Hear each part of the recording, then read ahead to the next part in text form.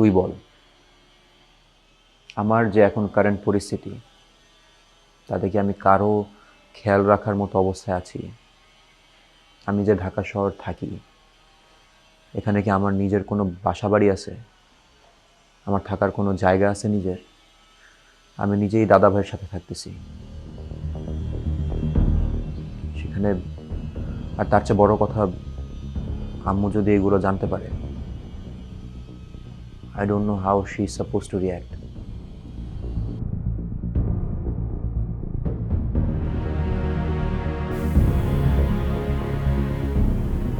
তুষো, আমি আসলে যে তোকে কি বলবো, মানে তুই এই বিষয়টা কিভাবে হ্যান্ডেল করবি, আমি আসলে কিছুই জানি না। আমি তোকে কোনো পরামর্শও দিব না, আমি তোকে কোনো চাপও দিব না।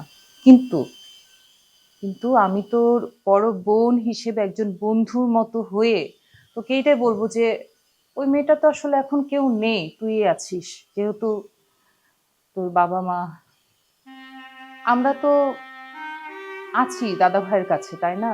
দেখ, এতগুলো মানুষকে তিনি আগলে রাখছেন, একটা ছাদের নিচে রেখেছেন আমাদের সবাইকে। তিনি নিশ্চয়ই কোনো না কোনো একটা ব্যবস্থা করতে পারবেন।